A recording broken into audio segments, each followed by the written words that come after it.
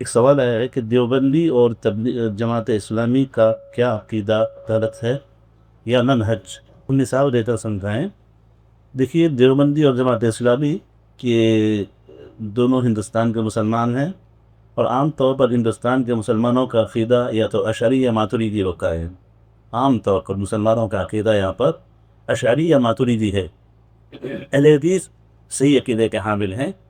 باقی یہ جماعتیں، چاہے آپ بریلویوں کو لیں، چاہے آپ دیوبندیوں کو لیں، چاہے جماعت اسلامی آپ کہیں، چاہے تبلیغی جماعت آپ کہیں، عام طور پر مسلمانوں کا عقیدہ اشعری یا ماتریدی ہے، جو اسماء و صفات کی تروین یا انکار پر مبنی ہے۔ تو ان کے عقیدے کے تعلق سے ہوا۔ اور جہاں تک منہج کا مسئلہ ہے، دیوبندیوں کے ہاں عقیدے کے مسائل میں کافی خرابیاں ہیں اور منہج میں کافی خرابیاں ہیں، اور جماعت اسلامی کے ہاں منہج کا کافی مسئلہ ہے۔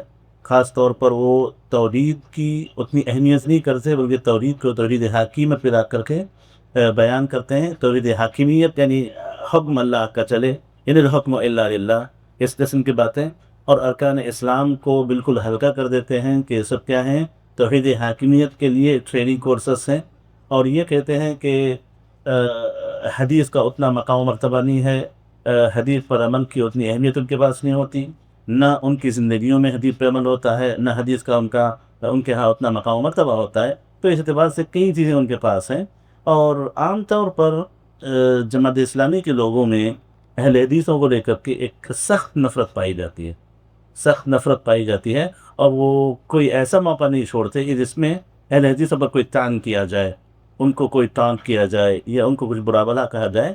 یہ ان کی عام مجلسوں میں ضروری بات ہے۔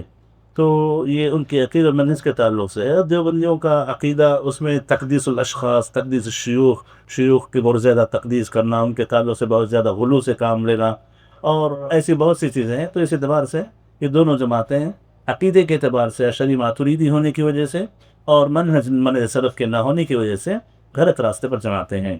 اور یہ بات بھی یاد رکھیں کہ جب کسی جماعت کو غلط کہا جائے تو وہ 100% غلط نہیں ہو جاتی، 100% غلط نہیں ہوتی۔ کچھ اچھائیاں ہوتی ضرور ہیں ان کے پاس، کچھ حق ضرور ہوتا ہے، لیکن وہ مکمل حق پہ نہیں ہوتی۔ مکمل حق پہ اگر کوئی جماعت ہے، کسی کے پاس 100% حق ہے، تو وہ ہے اہل حدیث۔ عمل میں ہو سکتا وہ کوتا ہوں گے، عمل میں ہو سکتا کافی اونچ نیچ ان کے پاس ہوگی، لیکن بحیثیت منہج، بحیثیت عقیدہ، سلفی عقیدہ، سلفی منہج، یہ بالکل خالص اسلام کی تعبیر ہے، خالص اسلام اس میں پایا جاتا ہے۔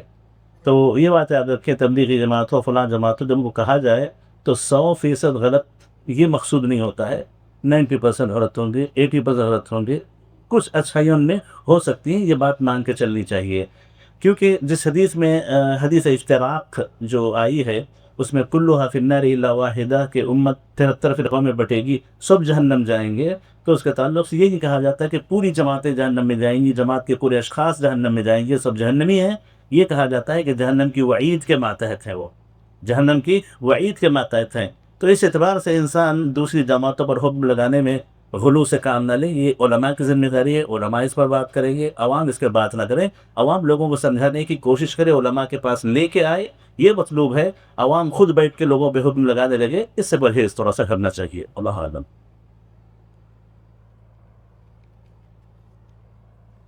في تزيد عليه، تعلق عليه شيء؟ ٹھیک، جیسے شیخ نے بھی بتایا کہ جو بھی جماعتیں ہیں ان پر عوام کو حکم نہیں لگانا چاہیے، اور ان میں چیزیں صحیح نہیں ہوتی۔ اس میں یہ مراد نہیں ہے کہ ہم صحیح چیزوں کو دیکھ کے ان میں چاہیں۔ بعض اوقات علماء کی نظروں کو لوگ اس طرح سے بھی استعمال کرتے ہیں کہ دیکھ انہوں نے کہا دونوں میں کچھ اچھائیاں ہیں، تو ٹھیک ہے، ان اچھائیوں کے لیے ان کے پاس جاتے ہیں۔ تبھی کی جماعت میں تواضع و اخلاص پیدا کرنے کے لیے، دین کی جذبہ پیدا کرنے کے لیے جائیں گے، صوفیہ میں نبی سے محبت پیدا کرنے کے لیے، اور جماعت اسلامی میں اسلامی شریعت کے استحکام کے لیے کچھ کوشش کرنا چاہیے، اس کے لیے جائیں گے۔ شیخ نے جو بات کہی اس کا حاصل یہی ہے کہ کچھ نہ کچھ کو بھی ہر ایک میں ہوتی ہے، لیکن اس کا یہ مطلب نہیں کہ ہم ان میں جائیں، ہم کو ان سے دوری رہنا چاہیے۔ اور عام طور سے غلطی ہوتی ہے کہ جماعتوں میں کچھ لوگ جب تقریر کسی جماعت پہ کی جاتی ہے تو بتاتے دیکھو ان میں یہ کتنے اچھے انسان ہیں، یہ فلاں اچھے انسان ہیں۔ اچھے لوگ ہر جماعت میں ہوتے ہیں، دل کا اچھا ہونا یا مزاج کا، اخلاق کا اچھا ہونا، یہ کسی میں بھی ہو سکتا ہے۔ ہم یہ نہیں کہہ رہے کہ سب لوگ بالکل شیطان کی طرح ہیں، ہمارے اندر بھی اچھے لوگ ہوں گے، کچھ کمزور لوگ بھی ہوں گے، بگاڑ عملی اعتبار سے، اخلاقی اعتبار سے سبھی کے پاس ہوتا ہے، اور اچھے مزاج کے لوگ سب کے پاس ہوتے ہیں، لیکن پوری طرح جو حکم لگایا جاتا ہے وہ جماعت کے اصولوں کی بنیاد پر ہوتا ہے۔ آپ کچھ لوگ اہل حدیث کے بارے میں بتاتے، دیکھو فلاں اہل حدیث ہے، اس نے بزنس میں دھوکہ دیا، فلاں اہل حدیث ہے جو بیوی کی پٹائی کرتا ہے، فلاں حدیث ہے اہل حدیث ہے جو ایسا ایسا کرتا ہے۔ افراد کی انفرادی غلطیوں کو بتاتے ہو، پوری جماعت کو غلط نہیں بتایا جا سکتا ہے۔ تو ہم یہ نہیں کرتے ہیں کہ ایک فلانا تبلیغی دیکھو اس نے ایسا کیا اس لیے پوری جماعت غلط سے، فلاں جماعت اسلامی کا ایسا اس لیے اس کی پوری جماعت غلط۔ ہم اس بنیاد پر ان کو غلط نہیں کرتے ہیں، ان کی جو آئیڈیالوجی ہے، ان کے جو اصول ہیں، اس کی بنیاد پر ان کو غلط کہا جاتا ہے۔ ہو سکتا ہے ان میں ایسے لوگ ہوں جو ان اصولوں کو جانتے ہی نہ ہوں، بولے بھالے سیدھے سادے محمد دین کی خدمت کے نام کے اس میں جمع ہوئے ہوں، تو ایسا ہو سکتا ہے۔ لیکن جو ان کو غلط کہا جاتا ہے وہ ان کے اصولوں کی بنیاد پر، ان کی کتابوں میں، ان کے خطابات میں، اور عام طور سے جو لوگ اس کو مانتے ہیں اس کی بنیاد پر کہا جاتا ہے۔ تو یہ بھی یاد رکھیں، ایسا نہیں کہ مطلب ان میں بالکل ہی اچھائی نہیں ہے، کچھ نہ کچھ خوبی تو ہر ایک میں ہوتی ہے، دیکھ کا جذبہ سب میں ہوتا ہے، اللہ اس کے رسول سے محبت ہوتی ہے، لیکن کیا ہے نجات کے لیے کافی ہے۔ خوارج کے بارے میں اللہ کے نبی صلی اللہ علیہ وسلم نے فرمایا تھا، صحابہ سے کہا تھا، تم ان کی نمازوں کو دیکھ کر اپنی نمازوں کو کم سمجھو گے، ان کی عبادات کو دیکھ کر تم اپنی عبادات کو کم سمجھو گے، لیکن وہ دین سے ایسے نکل جائیں گے جیسے شکار تیر کے پار نکل جاتا ہے۔